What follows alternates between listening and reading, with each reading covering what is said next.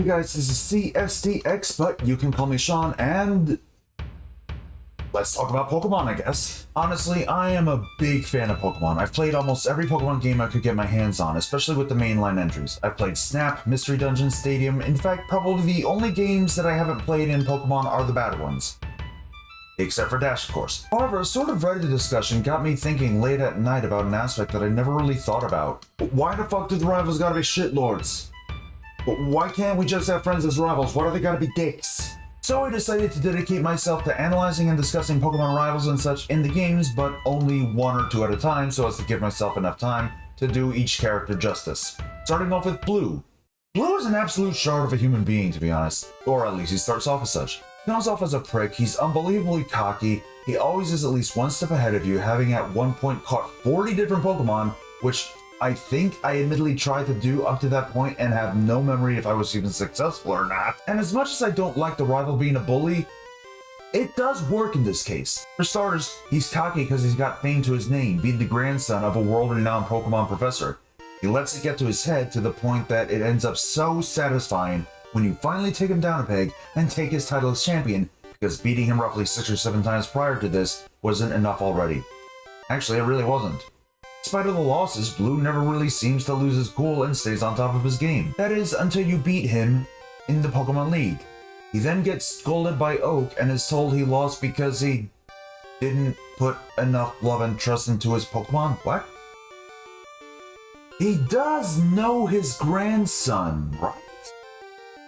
Like, he knows the kind of person his grandson is, yes? Yeah, the joke about Oak being a forgetful forgetty pants is a common one, but I never got the notion that Blue was using his Pokemon as tools. Hell, there's a freaking theory with no real merit that Gary had to bury his own Raticate after a battle, so it's clear that even the rest of the fandom felt the guy cared for his Pokemon. Regardless, he did take this to heart and learned to better himself, eventually becoming the gym leader of Viridian City in place of Giovanni. He's quoted as having a bit of anger towards Red for taking his title as champion, but as seen in later games and in the anime adaptation of the Gen 1 trilogy, he does respect Red as not just a rival, but as a friend. He also appears in the Gen 7 games, proving that the rivalry between him and Red has made them best friends.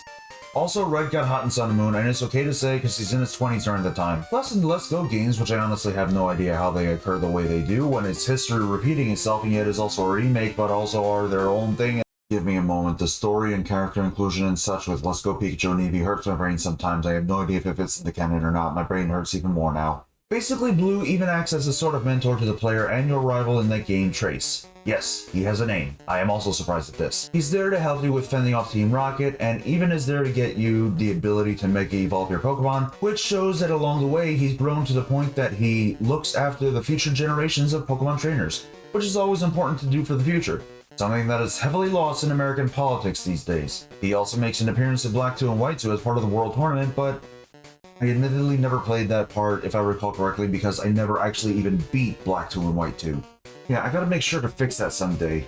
So long as the games stop being so freaking expensive! Well, I talked about the video game version of Blue, but why don't we also go over the manga counterpart, just for the sake of consistency? Well, I currently don't have any means to read Pokemon Adventures, and I don't have the money to spare for the digital copies, especially since Bulbapedia says he's been a constant character in the manga all the way towards the X and Y chapters, and I honestly don't know if the manga even ended or not, so maybe we can do a part 2 to this sometime and discuss the manga counterpart of Blue once I manage to do it, or we can just not bother with the manga counterparts. If you guys want me to though, let me know in the comments below and I'll do my best to make sure that I can get access to the manga volumes for Pokemon Adventures. Besides, I've kind of been wanting to read them for God knows how long. So do you guys enjoy this kind of content? I know this was kind of short, but still. Do you want me to do this sort of thing more often? Do you want me to also discuss stuff that isn't specifically related to Pokemon? Let me know in the comments below and I'll see what I can do. Anyway, let me see what updates are available for BDSP, because in all honesty, I haven't been keeping 100% up to date, and ah damn it, the TMs are single use again?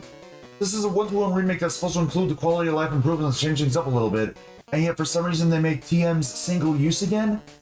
Man, that's just horrible. You know, it's the worst thing by far that they could have done. Well, I'm certain that lots of people are going to agree with me and not complain about lesser issues anyway. Ladies and gentlemen, boys and girls, children of all ages, tonight, God is dead and we fucking murdered him in cold blood!